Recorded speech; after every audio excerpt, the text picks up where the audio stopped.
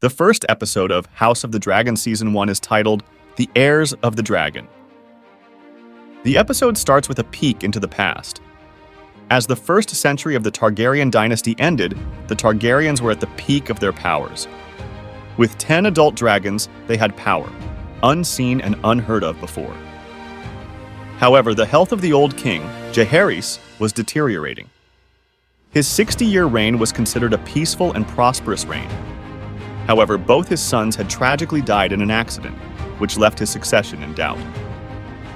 So, in the year 101, the king called a great council meeting to choose his heir. Over 1,000 lords from all over the kingdom arrived at Harrenhal, the capital. Out of 14 succession claims that were heard, only 2 were really considered. Princess Rhaenys Targaryen, the king's oldest descendant, and her younger cousin, Prince Viserys Targaryen, the king's oldest male descendant. In the end, the council chose Viserys as the successor and the Prince of Dragonstone, while Rhaenys was snubbed due to her being a woman. The king called the council because he didn't want a war to ensue over his succession, because the king already knew that only thing that could bring down the House of the Dragon was itself. Fast forward to the 9th year of King Viserys' reign, we see his daughter, Rhaenyra Targaryen, riding on dragonback and whooshing amongst the clouds around the city. She lands and is greeted by Alicent Hightower, her friend and also the daughter of the Hand of the King, Lord Otto Hightower. She goes to see her mother, the Queen, who is pregnant with the king's second child. Rhaenyra tells her mother that she'd rather ride out to battle on horseback with all the men than slave away at the pregnancy bed, after her mother tells her that soon it'll be her turn to lay in her place. She is called upon by her father, who is heading over the council meeting. During the meeting, Lord Corlys Velaryon, who is husband to Rhaenys Targaryen, tries to bring the attention of the king towards the looming threat of the Triarchy, who are terrorizing the bordering ports of the kingdom. But the king's hand shuts him down. Instead, the topic of the discussion turns towards the tournament being held to celebrate the coming of the king's newborn child. The king tells everyone that he's sure that it'll be a boy this time who'll be the heir to this throne. Afterwards, Rhaenyra goes to meet her uncle, Prince Daemon Targaryen, in secret, and finds him sitting on the Iron Throne. The start conversing in High Valyrian, and Daemon gifts her a necklace made out of Valyrian steel and puts it around her neck. Daemon tells Rhaenyra that he's here for the tournament, being held in the celebration of the king's heir, which as of now is him. Rhaenyra reminds him that the king has a child on the way, and she hopes that it'll be a boy. The king goes to visit the queen in her chambers, where she finds her relaxing in the bathtub. She tells him that this is the only place where she can find some relaxation in this miserable pregnancy. She tells the king that Rhaenyra has already declared for a sister and has even named her Visenya. The queen tells the king that this might be the last time, as she's already had 5 miscarriages and unsuccessful pregnancies in twice as many years, and she's tired now. The king kisses her hand and tells her that it'll be a boy this time, and he's never been surer about something in his life. The king tells her that he saw a dream in which a boy was born with a crown already on his head as all the dragons roared as one. Meanwhile, Prince Daemon leads out his gold cloaks, the city watchguards, out into the streets with a mission to eliminate all the criminals in the city before the king's tournament starts. He starts cutting off the arms of thieves, the genitals of the rapists, and the head of the murderers, passing all these judgments himself in an unparalleled display of brutality. A whole cart wagon was needed to roll away the severed organs of the criminals. Obviously, this doesn't sit well with the king's council, who protest that this could have been avoided. The king tells him that he's free to implement the king's laws, but anything like last night will be answerable the next time. After all this unfolds, the king inaugurates the tournament. He also announces to the loud cheer of the crowd that Queen Aemma has started her labor. The Tournament of the Knights begins as brutally as it was bloody. Daemon wins his first duel and then gets challenged by Sir Criston of the House Cole. As the duel between Cole and Daemon continues, the king is informed by the Maester Mellows that there's been some complication during the queen's pregnancy. The king goes inside to find the queen howling in pain and drenched in blood. The maester tells the king that they've given her as much milk of the poppy as they could, without harming the baby. The Maester says that there may be a way to save one of the two, rather than letting both die. He suggests that there's a technique taught at the Citadel in which you cut directly into the womb and bring the baby out.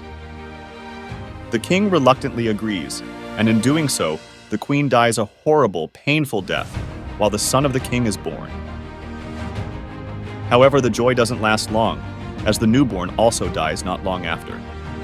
The queen and the child are buried with the proper royal custom. The dead bodies are placed on a wooden stake, and a dragon breathes fire onto the stake, setting it on fire, after Rhaenyra gives it the order by saying, "Dracarys?" A very somber moment. Subsequently, after the burial, chaos ensues as the debate about who the next heir should be takes heat. Lord Hightower says that Daemon is not suitable to being an heir, as he is self-destructive and does not have the patience to taking such an important role. The Hand of the King puts forth the name of Rhaenyra for the new heir, which doesn't sit well with the other lords of the council. They're of the view that no girl has sat on the Iron Throne for more than 100 years, and that it should be kept this way. The king, still reeling from the loss of his wife and son, yells at them all angrily and tells them to stop, which puts an end to this conversation. In the middle of the night after the funeral, Daemon goes to a brothel where an orgy is taking place. He is cheered to give a speech, as if to celebrate him being left as the sole heir to the king. He gives a toast to Prince Balon, the dead newborn, and dubs him as the heir for a day. The news of this reaches Lord Hightower, and he reports it to the king. The King Viserys immediately calls Daemon in front of himself as he sits on the Iron Throne. The king asks him if he said it, and Daemon replies that we all mourn in our own way. The king and his brother have a huge spat, and the king sends Daemon into exile and orders him to go the Vale and be with his wife there. The next day, Rhaenyra is sworn in as the new heir to the throne, as all the lords of the Second Kingdoms pledge their allegiance to her. This concludes the first episode of House of the Dragon Season 1. The second episode of House of the Dragon Season 1 is titled The Rouge Prince. The episode starts off with Lord Corlys barging into the council meeting and demanding from the king that something should be done regarding the pirates. He tells the council that they've attacked 4 ships now, and the last one was sailing with Lord Corlys's banner. He asks the king to go to war against these pirates, but the king and the Hand, Lord Hightower, do not approve of it. The king says that he cannot afford to go to war with the free cities, but Lord Corlys says that these crab feeders are not the free cities, but rather acting on their own. Rhaenyra, who was in the room as well, tells the king that he has dragon riders and that he should just send them. The king and the Hand outright dismiss Rhaenyra's idea, while Lord Corlys appreciates it. The Hand says to the king that maybe the princess's talents might be of use somewhere else, and the king sends her out of the room to oversee the induction of a new knight into the Kingsguard, as one of the 7 knights had just died. Rhaenyra stands on a balcony as knights hopeful of making the Kingsguard introduce themselves one by one. Rhaenyra asks if any of these knights have actual combat experience, and Sir Criston Cole steps up and introduces himself. In the end, Rhaenyra ends up choosing Sir Criston, the son of the steward of the Lord of Blackhaven, over knights from important families. A bit later, the king conducts an audience with Lord Corlys and Princess Rhaenys. Lord Corlys apologizes for coming on a bit strong earlier in the small council meeting.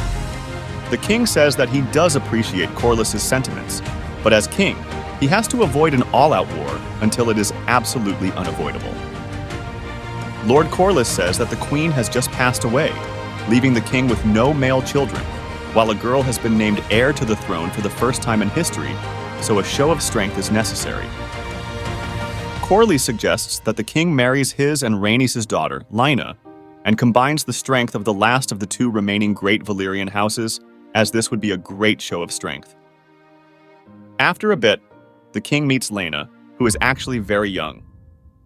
The king, hesitant of the idea at first, eventually takes her out for a stroll in the garden to get to know her better. The king is spending time with Alicent in his chambers when Lord Hightower comes into his room and tells him that Daemon has taken the egg of a baby dragon from its cradle. He leaves a note behind saying that Daemon is the rightful heir to the Iron Throne and he is to take a second wife in the tradition of Old Valyria. Daemon also invites the king to his wedding and tells him that he is to take Lady Mysaria as his second wife. When Lord Corlys asks who Daemon's new wife is, Lord Hightower crudely replies, "His whore." Rhaenyra asks the Dragon Keeper who brought this news to the king about which dragon egg Daemon stole. The man says that it was Dreamfire's egg, the same egg that the king had chosen for Prince Baelon. Angered, the king decides to travel to Dragonstone and bring justice to Daemon himself. But Lord Hightower says that he cannot allow it, and that the king should instead send the hand of the king to Dragonstone to arrest Daemon. After a long voyage, Lord Hightower reaches Dragonstone and is greeted by Daemon and his gold cloaks at the stairs leading to Dragonstone's castle at the top of the mountain. A standoff ensues when Lord Hightower demands Daemon's surrender and return of the dragon's egg, which Daemon outright refuses. Matters escalate, which ends in shields being drawn. Daemon's dragon, perched on a nearby mountain, gives out a loud and threatening screech. Lord Hightower, scared of the consequences, tells his men to immediately sheathe their swords. As bloodshed looks almost certain, Rhaenyra suddenly flies in on Dragonback to save the day. She walks up to her uncle and tells her that he's sitting in her castle and that she's the real princess of Dragonstone. She tells him that she's standing right in front of him, and if he wants to be the future king, he's going to have to kill her. Daemon, left with no choice but to back down, tosses the dragon egg to Rhaenyra before walking back into the castle. After Rhaenyra returns, the king reprimands her for her actions. He reminds her that she's the heir of the kingdom, and she cannot go around risking her life like that. Rhaenyra, however, is quick to point out that she was able to recover the egg without any bloodshed, which Ser Otto wouldn't have been able to do so alone. The king sees her ample reasoning and calms down. He then tells her how much he misses her mother, and how she's left a gap in their lives. He then says that he's going to have to remarry for the kingdom, but no one will be able to replace her mother. Meanwhile, he also asks Lord Lionel Strong for advice. He tells him about the proposal from Lord Corlys.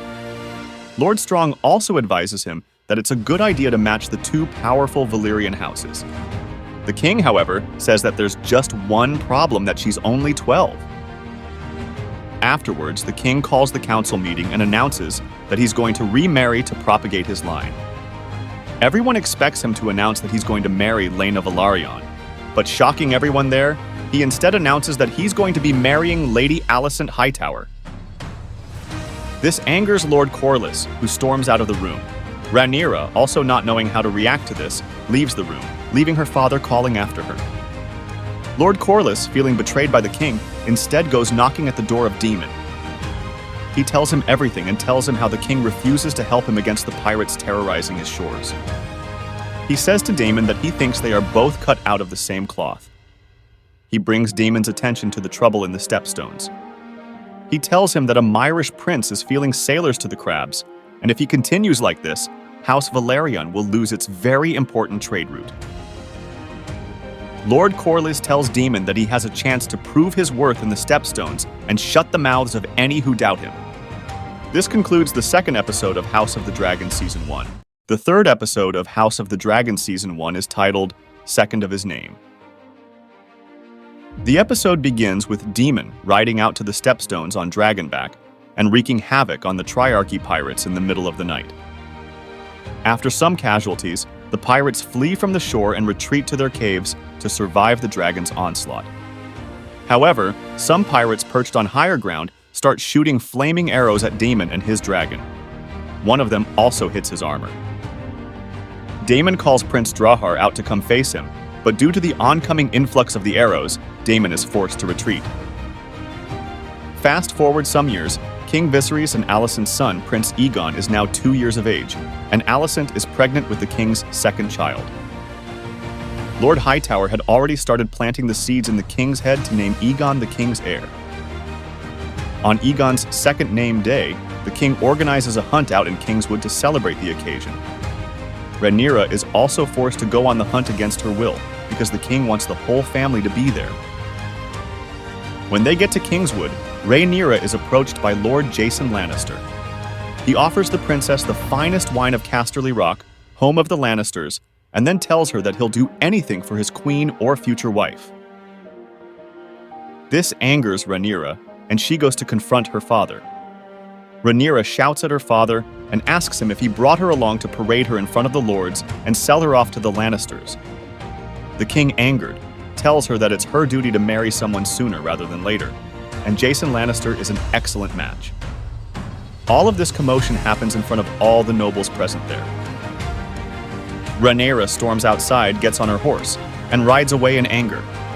Seeing this, Sir Criston Cole follows her and manages to save her just before she runs her horse into a lake. After night falls, Sir Criston urges Rhaenyra to head back to the camp as it might be dangerous in the woods at this time of the night with predators prowling around. Rhaenyra, however, refuses to go back. Sir Criston hears the snapping of twigs behind him. He takes his sword out to defend the princess against the oncoming trouble. However, a wild boar comes out, knocks him off his feet, and goes straight for Rhaenyra. When all seems lost, and the boar gets on top of Rhaenyra and is about to attack her, Sir Criston stabs the boar with his sword and knocks it off Rhaenyra. Angered, Rhaenyra stabs the boar again and again and again as blood pours all over her face and clothes. They put the slain boar on a wooden cart and roll it back to the camp. It is quite a spectacle as a bloody Rhaenyra walks triumphantly through all the men there after having slayed a beast. The king has all his advisors whispering ideas in his ear about who Rhaenyra's husband should be. Lord Jason Lannister brings a spear forged from the finest steel so that the king can use it for his hunt. Jason Lannister again puts his proposal forward to marry the princess, but the king doesn't like how he's so full of himself, and later, when he's gone, he says to Lord Hightower, "The man's pride has pride." Lord Hightower himself had ideas on who the princess should marry. He puts forth the suggestion that Rhaenyra should marry the 2-year-old Prince Aegon, which shocks the king as well. The king outright dismisses this suggestion. Lord Strong puts forward the most logical suggestion that Rhaenyra should marry Sir Laenor Velaryon, son of Lord Corlys. This would bring the two estranged houses together and help strengthen the realm. The king says he'll think about this and retires to his chambers. A bit later, the king calls Rhaenyra to talk to her. He first scolds her for heedlessly heading into the woods by herself. He says to her that Daemon is enough of a thorn in his flesh, and she must be one too. Rhaenyra shouts at her father that ever since his son was born, he wants him to replace her as the heir. The king swears on the happy memories of Rhaenyra's mother that as long as he's alive, no one will supplant her as his heir. He also tells her that she must marry sooner or later, and she is free to choose whomever she wants her husband to be. Happy, Rhaenyra exits the room. Afterwards, the king retires to his chambers and confides in his wife, Alicent. He tells her that he's received a letter from Vaemond Velaryon, the brother of the sea snake, Lord Corlys. He's requested the king to help him in the fight in the Stepstones. Alicent reads the letter too and exclaims that Velaryons and Daemon are losing the war quite badly, and asks the king why he can't just send men to help them out. Viserys says that because it's a war waged by two malcontents against the wishes of the crown, and if he sends his army now, the crown will seem weak. The king says that he's torn between what to do, as whatever he does, he's bound to anger one party to appease the other. Alicent poses a simple question in front of him. Is it better for the realm if the crab feeder survives, or if he's killed? This puts the king's mind at ease, and he sends a letter to Daemon via his messenger. When the messenger delivers the letter to Daemon, it says that he's sending 2,000-foot soldiers as well as many ships to aid him in his war. This angers Daemon, who thwarts the messenger again and again before storming off. Meanwhile, at the Stepstones, Lord Vaemond tells Lord Corlys that they've got barely a fortnight's ration left, and they're losing badly, which the crab feeder also knows. Whatever they do, the pirates just run into their caves. Vaemond says that they need to bait the crab feeder out of there. Vaemond asks who is mad enough to walk in there and happily march to his death. Laenor Velaryon gives the name of Daemon for this cause. After reading his brother's letter, an angry Daemon walks into the Stepstones. He finds a white cloth and makes a flag of it, as if to say he comes with peace. However, when the crab feeder sends his soldiers forward, he picks his sword up and slaughters the pirates by the dozen. Surviving the onslaught of the arrows, he keeps on slaughtering the pirates. The crab feeder sends more and more men forward, which all end up getting cut in half by Daemon's blade. However, Daemon's luck soon runs out, and he's hit by an arrow. Daemon barely scrambles to safety. Seeing Daemon hurt, almost everyone in the Triarchy comes out of the caves and surrounds him. Little did they know what was about to happen to them. A dragon rider flies on top of them and starts burning the Triarchy pirates. Seeing this, the Valyrian army also comes running in and starts killing any Triarchy soldier they see. A bloody battle ensues, which the Valyrians win. Seeing this, the crab feeder Prince Drahar flees into the caves and Daemon chases after him. He gets him, kills him, and drags his body out into the waters with his guts flinging out of his body in a fitting end to the war. This concludes the third episode of House of the Dragon Season 1. The fourth episode of House of the Dragon Season 1 is titled King of the Narrow Sea. The episode starts off with Rhaenyra hearing marriage proposals from lords all over the Seven Kingdoms. A lord even older than her father himself puts his hand forward for marriage, while after him, a mere kid, Lord of Blackwood, gives his speech. His speech is interrupted by another lord, which causes the Blackwood kid and the other lord to draw their swords at each other. Seeing this, Rhaenyra has had enough, and she orders her ship to be readied to take her back to King's Landing, despite the efforts of Sir Criston. On their journey over to King's Landing, a dragon flies over their ship, barely missing the hull of the ship. It also causes Rhaenyra to tumble and bang her head on the wood. She soon realizes it's Daemon's dragon, and he's arriving at King's Landing after a long hiatus. Daemon appears in Viserys' court, weapon in hand and wearing a crown of his own. The king sees that and asks him if he calls himself king now too. Daemon says that they now call him the King of the Narrow Seas, but even he recognizes that there's only one true king, and he bends his knee in front of Viserys.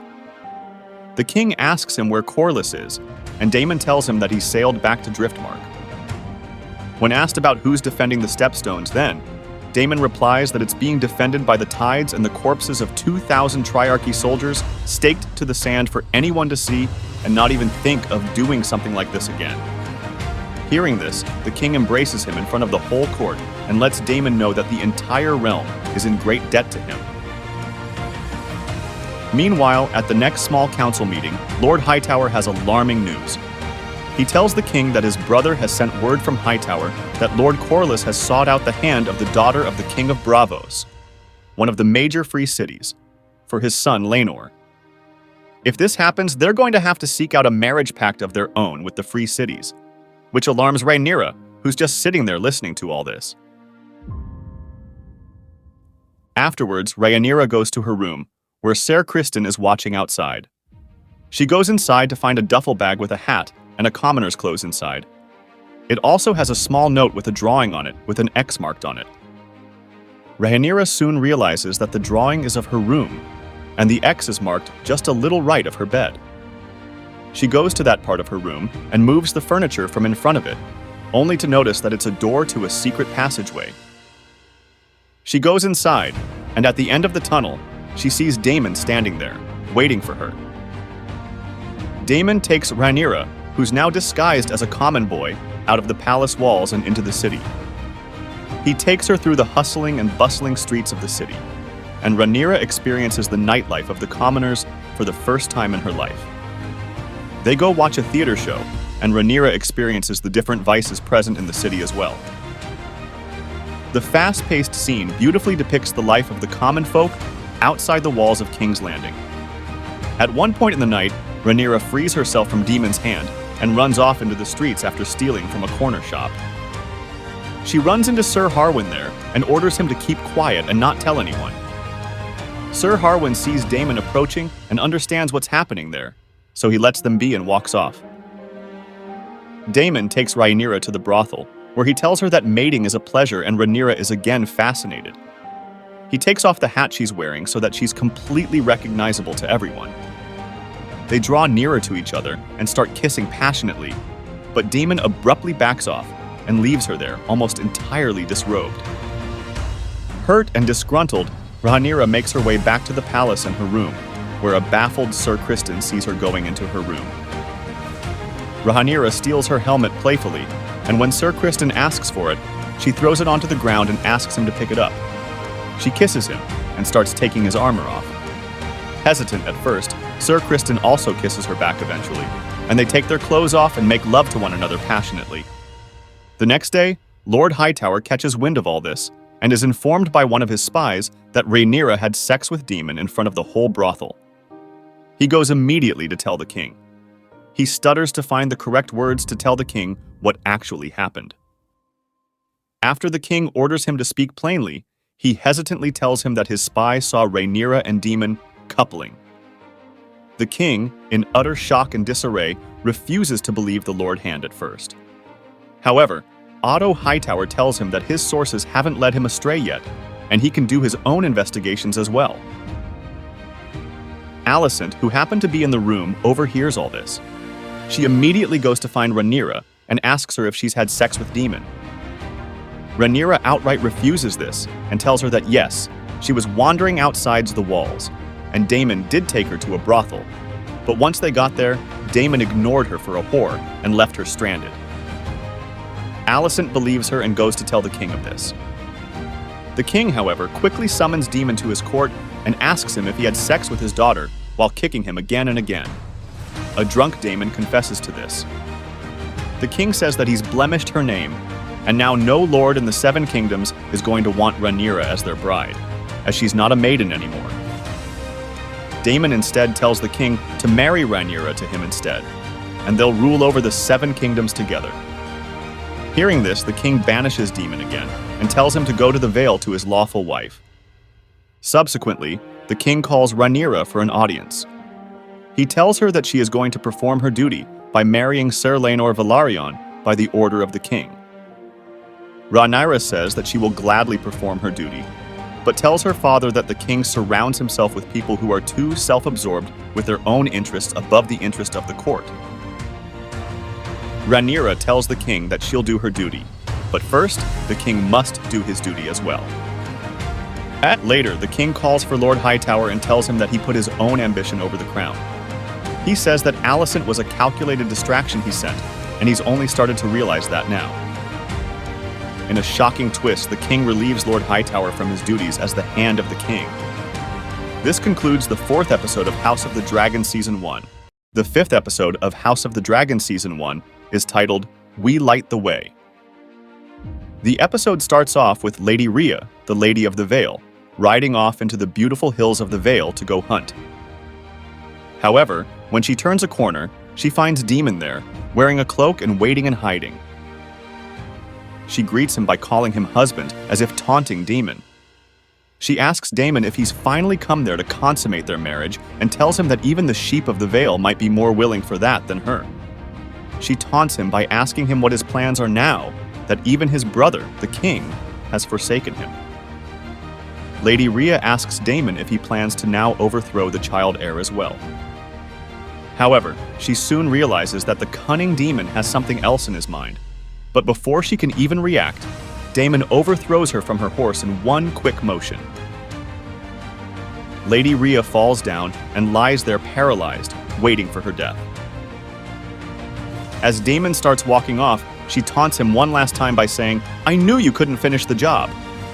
Daemon stops, turns around, picks up a stone, and starts walking towards her before the scene cuts. Back in King's Landing, Alicent comes running out in the rain, crying, to say goodbye to her father, who had just been stripped of his title of Hand of the King. Alicent says to her father that she didn't mean for any of this to happen, but her father says that she chose Rhaenyra over him. Lord Hightower tells Alicent to listen carefully and tells her that the king is ill and will die soon. And when he does, war and chaos will erupt because the realm will never accept Rhaenyra as their queen, and to strengthen her claim to the throne, Rhaenyra will have no choice but to kill Alicent's children. He tells Alicent that even though she can see it happening, she chooses to turn a blind eye before making his exit from King's Landing. the king sails to Driftmark to ask for the hand of Sir Laenor Velaryon for his daughter and heir, Rhaenyra. When Rhaenyra and Laenor are strolling along the beach, it is revealed that Sir Laenor is gay and interested in men. Rhaenyra, however, is fully sympathetic to this. Rhaenyra and Laenor, both uninterested in a traditional marriage, agree to a public display of unity while maintaining their own personal lives, and once they've provided the realm with heirs and done their duty, they go their own separate ways. The journey back to King's Landing reveals the growing tension between Rhaenyra and her sworn protector, Sir Criston Cole. Sir Criston asks Rhaenyra to elope with him to Essos, where they'll be nameless and free and could even marry each other. Rhaenyra, however, says that her duty to the House Targaryen is sacred and above even her happiness, and she can't forsake it all and leave everything behind. After all, Rhaenyra was the heir to the Seven Kingdoms. This breaks Criston's heart. Torn by his oath and his forbidden feelings for the princess, Sir Criston walks away from Rhaenyra after telling her that he's broken his oath and stained his white cloak, which was all he had. Afterwards, when they get back home, Alicent summons Sir Criston in her bedchambers. She makes him sit beside her and asks him hesitantly if the rumors that Rhaenyra had neglected her duties and is no longer a virgin are true, referring to the night when Daemon and Rhaenyra had sex. Sir Criston, however, thinking that the queen is asking if he, Sir Criston, had sex with Rhaenyra, confesses everything. He asks the queen to let him have a clean, merciful death and not let him be tortured. Alicent, all angry that Rhaenyra lied to her and subsequently got her father kicked out as well, lets Sir Criston go. The royal wedding celebrations soon commence, and the king hosts a grand dinner for all the lords of the Seven Kingdoms. Daemon also arrives at the wedding, much to the king's displeasure. However, in the midst of the king's speech, Alicent makes her entrance, wearing green, which is Old Town's banner for when they go to war. Alicent, fueled by her father's warnings, feels threatened by Rhaenyra's position and decides to take action. Alicent's uncle, the Lord of Old Town, also tells her to stay strong and tells her that whatever happens, Old Town stands with her. This gives Alicent extra motivation to take a stand against her enemies. The king looks visibly ill when he delivers his speech, and after giving a toast to the two great Valyrian houses, the king sits down. Laenor asks Rhaenyra for a dance, which is applauded and well received by the audience, and afterward, everyone joins them on the floor. Sir Joffrey, the lover of Sir Laenor Velaryon, goes to talk to Sir Criston and tells him that the future king consort is very special to him, just in the same way the princess is to Sir Criston. Criston, angry at Rhaenyra, attacks Joffrey out of sheer jealousy, and in a brutal manner, bashes his face and skull in, resulting in killing him. As Criston couldn't find his love, he didn't let Laenor, the man who took his love away from him, have the love of his life either. The king gets worried about Rhaenyra's well-being, as she is also in the crowd when the fight breaks out. Sir Harwin quickly moves in and carries Rhaenyra away from danger at the behest of Lord Strong. Watching all this chaos unfold is too much for the king, as some drops of blood start dripping from his nose. Sir Criston goes outside to the garden to end his life by committing suicide, but Alicent arrives just in time and stops him from doing so. In this way, Alicent gains a much-needed ally. A small and rather somber wedding ceremony between Rhaenyra and Laenor happens with Laenor still reeling from Sir Joffrey's death. They say their vows, while Laenor looks visibly distraught. The episode ends on a cliffhanger as King Viserys collapses during the wedding feast. Whether he's dead or merely unconscious remains a mystery. This concludes the 5th episode of House of the Dragon Season 1. The 6th episode of House of the Dragon Season 1 is titled The Princess and the Queen. The episode begins with a 10-year time skip. Rhaenyra, now heavily pregnant, is in labor. As she struggles to push out the baby, she appears worn out and exhausted. The midwives tell her to push, but she says she can't. Soon, though, the head of the baby pops out, and the midwife tells Rhaenyra that it's another boy. Rhaenyra embraces the newborn boy in her arms, but her joy is short-lived as a maid comes in and tells her that the queen has demanded to see the baby right now. Fearful of Alicent and her motives, Rhaenyra gets up and decides to take the baby to the king and queen herself. Ser Laenor supports her out of the room and up the stairs leading to the king and queen's chambers. Many of the lords present at the palace congratulate a disgruntled Rhaenyra, who accepts their wishes with a smile and holds back the grimace on her face.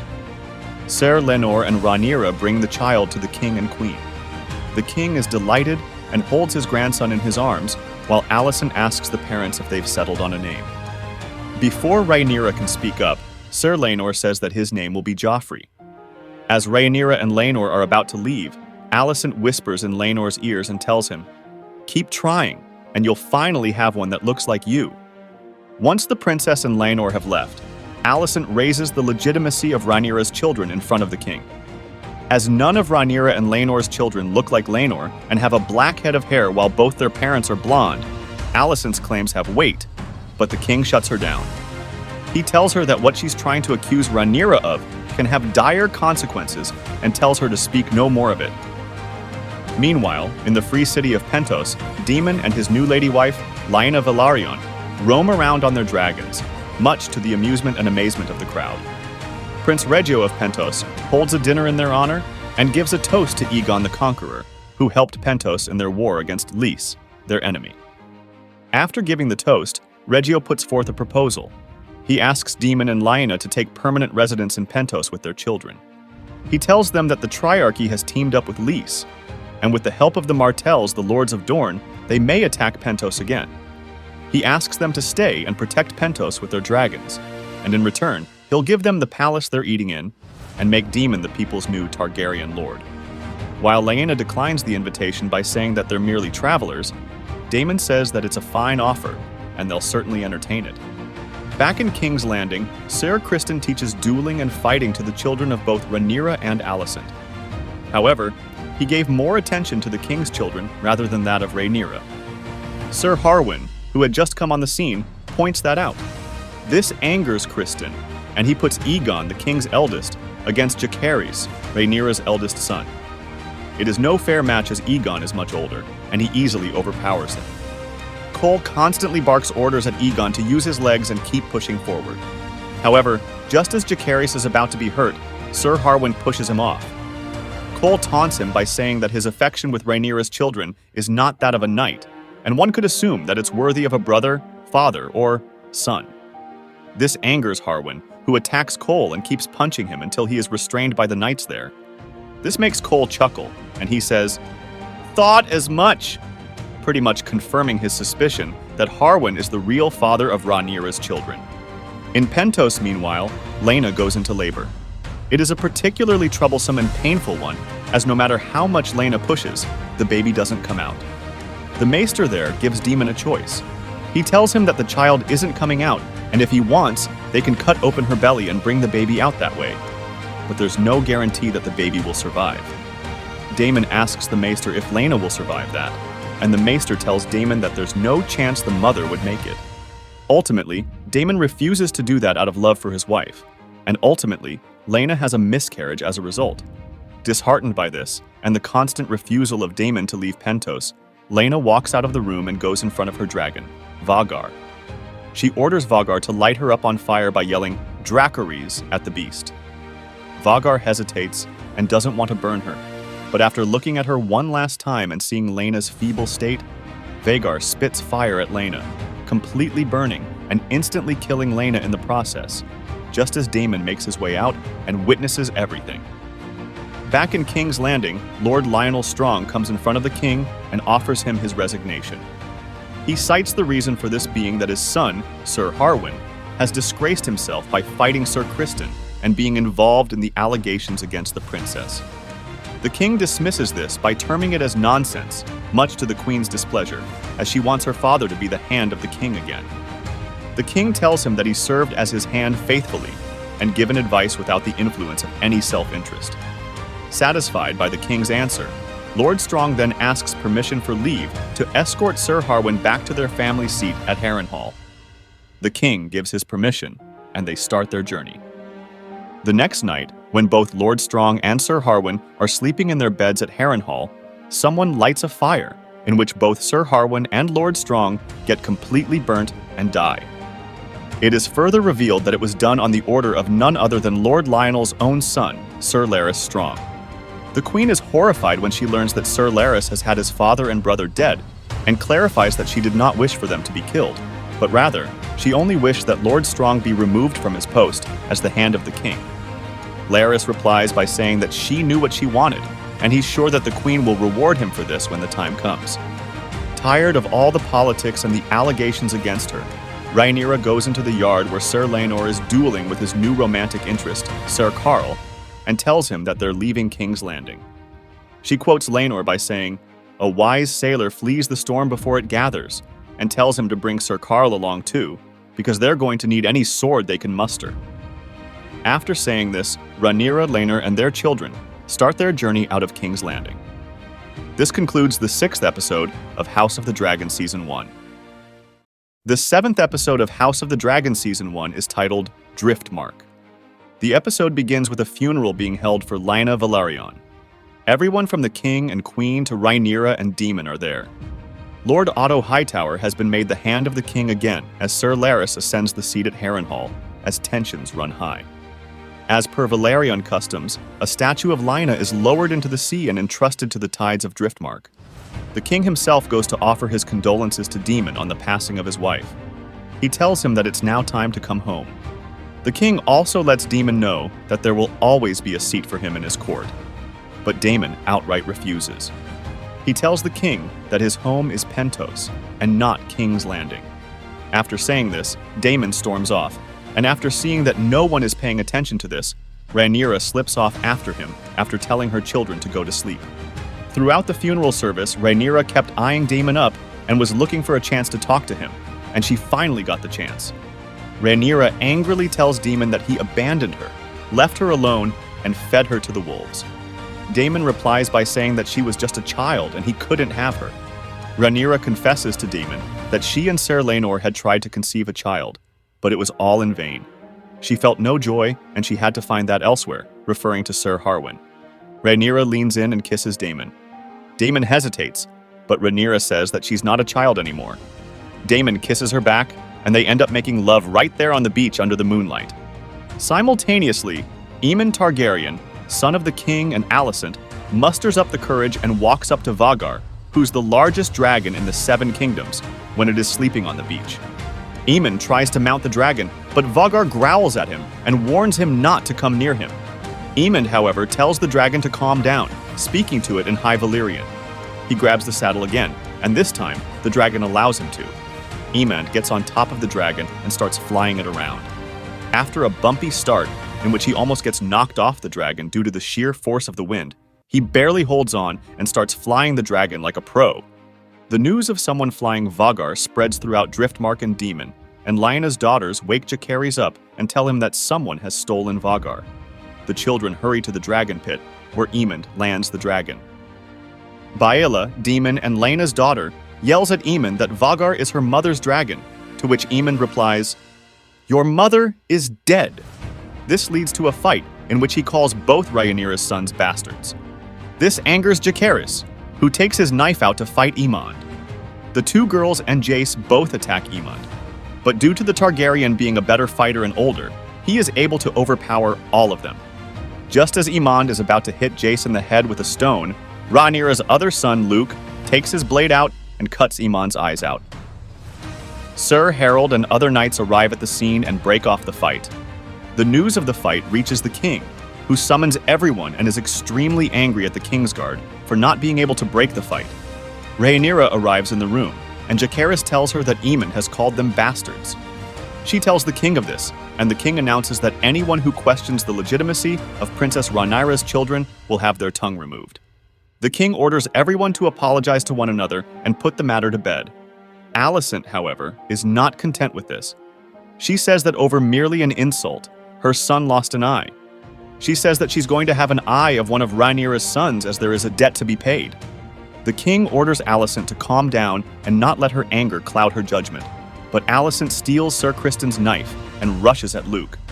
Rhaenyra steps in to save her son, and in the midst of all this chaos, Alicent's blade cuts open Rhaenyra's arm, and blood starts flowing. Alicent's blade falls out of her hand, and the king yells at everyone to go to their rooms and speak no more of this matter. After the dust settles, Alicent is visited by Lord Hightower. Alicent tells her father that she knows that she made a lapse in judgment, and her error has ensured that Rhaenyra will forever soften the king's judgment. The queen says that she knows she messed up, but Lord Hightower says that, on the other side, he had never seen this side of his daughter before. He tells her that Aemond was right when he told her not to worry because he may have lost an eye, but he gained a dragon. Lord Hightower further says that in this dirty game that they're playing, that dragon is worth 1,000 times more than the eye he lost.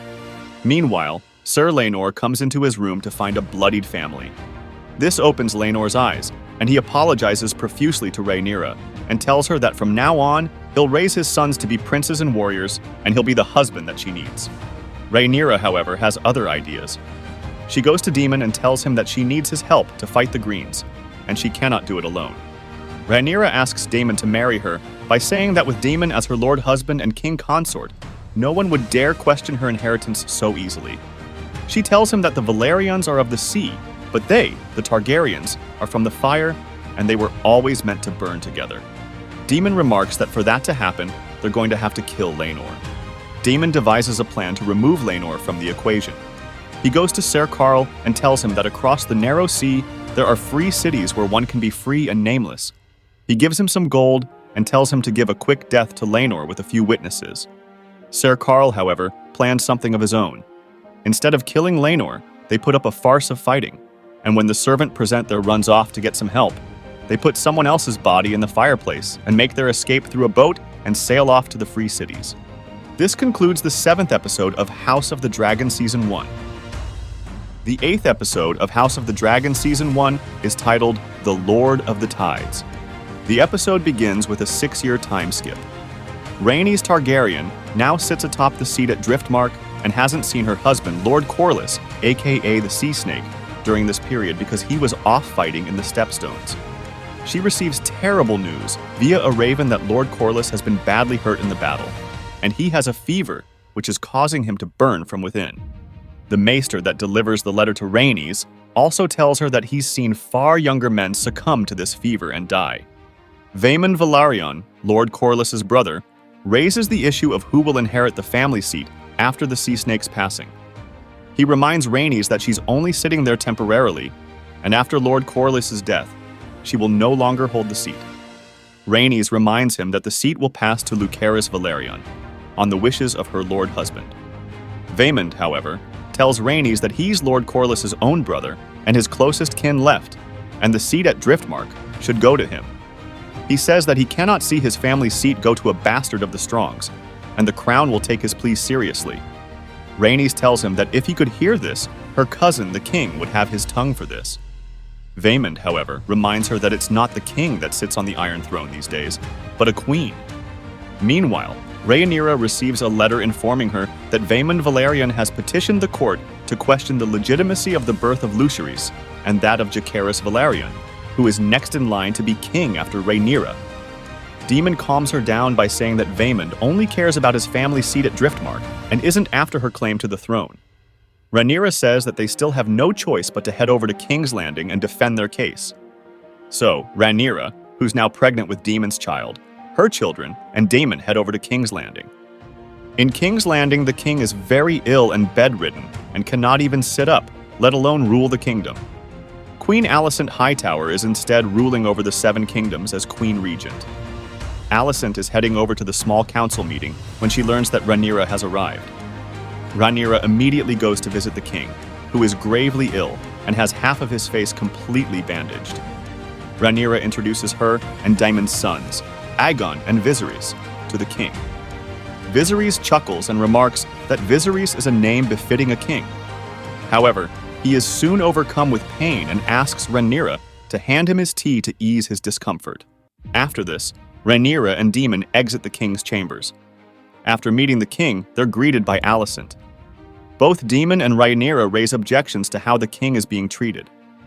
Daemon accuses the Hightowers of doing whatever they please and ruling the kingdom as they wish by keeping the king on the milk of the poppy. Alicent negates that by saying that the queen and the hand are merely ruling in the king's stead and are merely the enforcers of his wishes. When Rhaenyra asks Alicent who will rule on the legitimacy of her sons, Alicent says that it'll be the Queen and the Hand. This sends an uneasy feeling down Rhaenyra's spine. In a desperate move, she goes to Rhaenys and offers to marry her sons to Baela and Rhaena, Rhaenys' granddaughters and Laena and Daemon's daughters, if she backs her claim in court the next day. Rhaenys terms the offer as generous but desperate, and tells her that the Hightowers will land their first strike in court tomorrow, and Rhaenyra will have no choice but to fall to her knees, and she must stand alone. The same night, Rhaenyra goes to visit her sickly father and says to him that he once told her that it was their job to keep the realm united, but by naming her as heir, Viserys has rather divided the realm.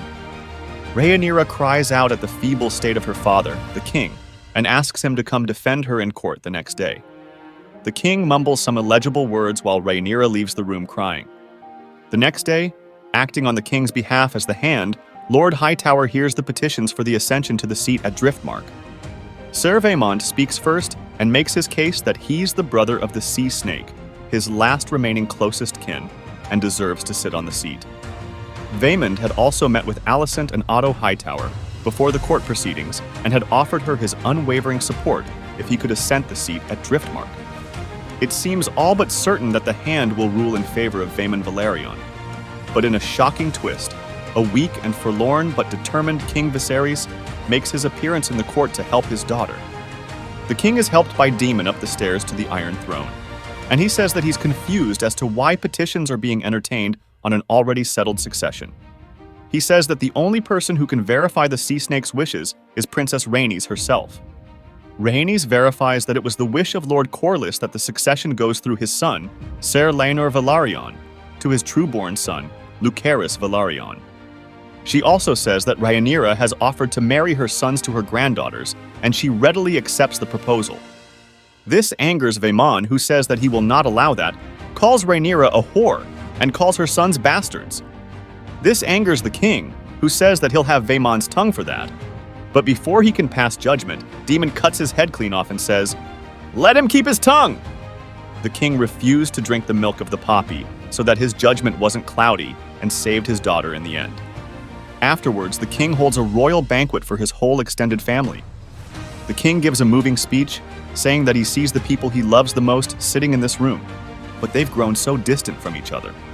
The king takes off his gold mask and lets everyone see his face. His left eye has been eaten out, and there's almost no mass left on the left side of his face. The king says that today, he wants them to see him as he is, not as the king, but rather as their father, husband, brother, and grandsire. This moves both Alicent and Rhaenyra, who give complimentary toasts to each other in an effort to mend their relationship. With everyone smiling and laughing and dining, the pain again gets overbearing for the king, and he is taken away to bed. While the elders may have made their peace, it seems as if their children had not. Aemond, who's developed into a ferocious fighter, gives a toast in which he terms all of Rhaenyra's children as big and strong, taking a dig at their lineage. A fight breaks out, which is broken up by Daemon, and Rhaenyra sends her children to their chambers. Subsequently, Alicent goes to bed to visit her husband. The king is absolutely reeling with pain. Alicent gives him the milk of the poppy to ease his pain. The king asks Alicent if she remembers what she asked him about the Song of Ice and Fire, mistaking Alicent for Rhaenyra. He tells her about Aegon's dream, and Alicent thinks that the dream is about her son, Aegon, when in actuality, the king is talking about Aegon, the conqueror's dream. The king uses the words Aegon and the prince who was promised. The king says to Alicent that you are the prince that was promised, and it has to be you, clearly under the influence of the poppy. Alicent says that she understands what she must do and goes away. Meanwhile, the king, with a tear streaming down his face, utters the words, "No more," before dying, bringing a somber end to the episode. This concludes the 8th episode of House of the Dragon Season 1. The 9th episode of House of the Dragon Season 1 is titled, The Green Council. The episode begins with Alicent's maid entering her room late at night to wake her with urgent news. The king is dead. Alicent quickly rises and instructs her maid to tell no one. A small council meeting is urgently called. Before it begins, Alicent tells her father, the Hand of the King, that Viserys wished for Aegon to succeed him as king. She insists she is telling the truth, though she was the only one who heard the king's declaration. When the council meeting begins, Alicent shares this with everyone. Every member except Lord Beesbury supports her claim. Lord Beesbury, who has known King Viserys for 67 years, stands up and argues that the king would never change his mind so abruptly. He points out the convenience of only Aegon's mother hearing this supposed wish, calling it treason and a seizure of power.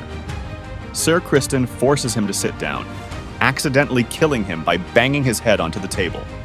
Lord Westerling, commander of the City Watch, orders Sir Criston to remove his armor and blade immediately, and he complies after the Queen's instruction. Lord Hightower states that Rhaenyra and Daemon will not accept this passively and will do everything they can to gather support for Rhaenyra's claim. Alicent asks what he plans to do with Rhaenyra, and he responds that they must act swiftly. He proposes giving Rhaenyra and Daemon a chance to publicly swear their obedience. If they refuse, they will be killed. Alicent protests, saying that Viserys loved his daughter and would not want her killed. Lord Lannister asks her what alternative she suggests if not killing Rhaenyra and Daemon. When Alicent has no better answer, Lord Hightower orders Lord Commander Westerling to go to Dragonstone, where Rhaenyra and Daemon are. However, Westerling asserts that as Lord Commander of the Kingsguard, he will not take orders until a new king is crowned. Alicent visits Rhaenys in her room, where she is confined. She tells her that the king is dead, and Rhaenys is taken aback by the news. Alicent then asks for Rhaenys' support for Aegon's claim to the throne. When Rhaenys questions if Alicent intends to usurp Rhaenyra's throne, Alicent responds that supporting Rhaenyra has brought Rhaenys nothing. She points out that Rhaenys' daughter died alone in Pentos, her son was cuckolded, and her husband has been away for years fighting a battle. Alicent offers Rhaenys Driftmark in exchange for her support. Rhaenys tells Alicent that she's always slaved away at men's wishes and asks her if she has ever imagined herself on the Iron Throne. Alicent, taken aback, walks away, instructing Rhaenys to give the Queen her answer soon. Both the Lord Hand and Alicent scramble to find Aegon, who is nowhere to be found within the palace walls. Lord Hightower sends his personal guard, the two brothers Eric and Eric, to find Aegon, while the Queen sends Sir Criston Cole. Aemon says that he knows the places where Aegon frequents, and he can take Sir Criston there. The Queen hesitantly allows Aemon to go along with Cole. On the way there, Aemon states his desire for the Iron Throne and says that Aegon is not suited to rule, and it is he who studies history and philosophy and would be a much better king. A race ensues between both search parties to see who can find Aegon first. When Eric and Arik get to Flea Bottom, a place where children no older than 10 are thrown into a pit to fight each other. They are approached by a servant who tells them that she can take them to Aegon, but her mistress will only talk to Lord Hightower himself. She further says that the Lord Hightower would be interested in what the White Worm has to say. Lord Hightower meets with the White Worm, who turns out to be Lady Mysaria, Daemon's former paramour. She informs the Hand that the prince is safely hidden. She also criticizes the Crown's negligence, which has allowed Flea Bottom to run unchecked, leading to the destruction of many children's lives. Mysaria demands the permanent closure of the Children's Fight Club in exchange for information about the prince's whereabouts. The Hand agrees to her demands and also gives her the gold she requested. However, Aemond and Cole observe this meeting and begin following Eric and Eric to the prince's hiding place. The brothers lead them to a church, where Aegon is concealed under the largest central table. Eric and Eric retrieve him, but are confronted by Aemond and Cole outside the church. A fight ensues, with Cole defeating one of the brothers while the other escapes after watching the fight from a distance. Aegon is then taken to the Queen by Aemond and Cole. Meanwhile, Eric, who had managed to escape Cole and Aemond, quickly finds Rhaenys, who has been imprisoned in her room by Alicent. He gives her a cloak and tells her he cannot let this treachery stand, urging her to follow him. At dawn, he leads her out of the castle and into the city. However, the celebrations for Aegon's anointment have already begun, and people are being herded towards the palace by the gold cloaks like sheep. Rhaenys gets caught among the onrushing crowd and becomes separated from Ser Eric. She is forced to go to the palace where Aegon is being anointed. Rhaenys watches as Lord Hightower announces that on his deathbed, the king asked for his first true-born son, Aegon, to be made king. Ser Criston places the crown on Aegon's head, proclaiming him king and protector of the Seven Kingdoms. Aegon raises his sword, Blackfire, the the same sword that Aegon the Conqueror wielded, and the crowd cheers him on. Seeing an opportunity to escape, Rhaenys quickly slips away and makes her way to the dragon pit. As the cheers continue, a sudden loud thud is heard, and a wall collapses, killing many people. A dragon's screech echoes through the chaos as everyone starts running in panic. Rhaenys bursts in, riding her dragon, and brings it close to Alicent and Aegon. Alicent steps in front of Aegon, closing her eyes and seemingly accepting her fate, believing that Rhaenys is about to burn them. The dragon opens its mouth and lets out the most deafening and terrifying growl anyone has ever heard, but does not breathe fire. Rhaenys casts one last intimidating look at the whole family before riding away on Dragonback, leaving Alicent looking on, worried to death. This concludes the 9th episode of House of the Dragon Season 1. The 10th episode and the season finale of House of the Dragon Season 1 is titled The Black Queen. The episode starts off with Princess Rhaenys hurrying back to Dragonstone on Dragonback and requesting an audience with Rhaenyra and Daemon. She lays the news on them that King Viserys is dead, and Alicent has made her son, Aegon, the king of the Seven Kingdoms in front of the masses. Daemon asks Rhaenys about how the king died, and Rhaenys says that she does not know.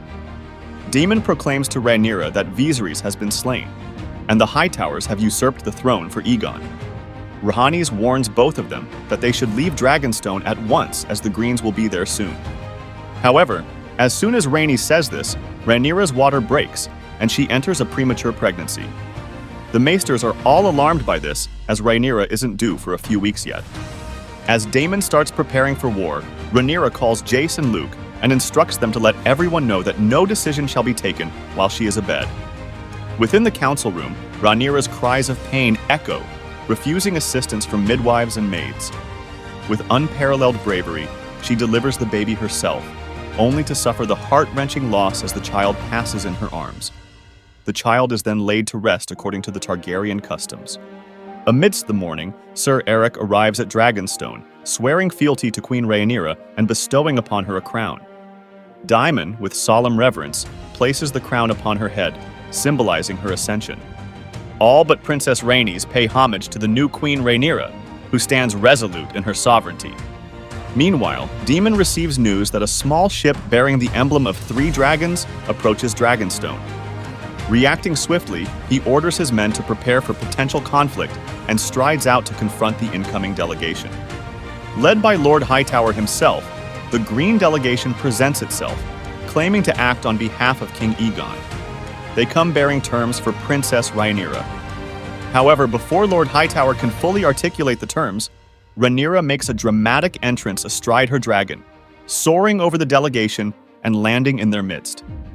Lord Hightower proceeds to outline the terms. If Princess Rhaenyra pledges fealty to King Aegon, he will recognize her authority at Dragonstone. The succession would then pass to her son, Jacaerys Targaryen. Luke would inherit Driftmark, and Rhaenyra's other sons would be granted noble positions at the royal court. Rhaenyra starts off by saying that it's Queen Rhaenyra now.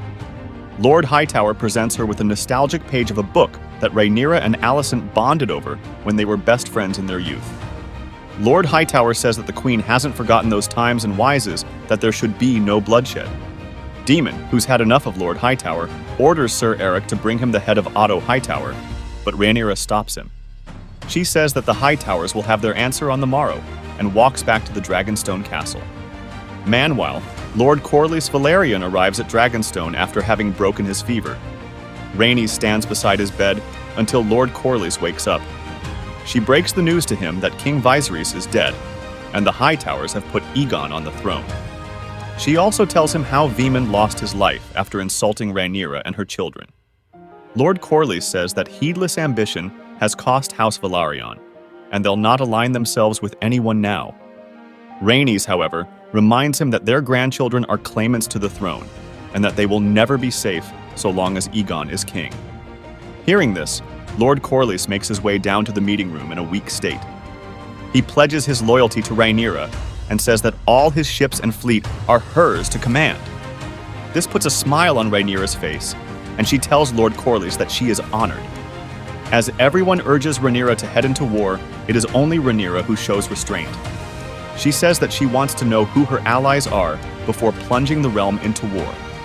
Rhaenyra further says that if war does happen, the first strike will not be from her blade, as her father instructed her to keep peace at all costs.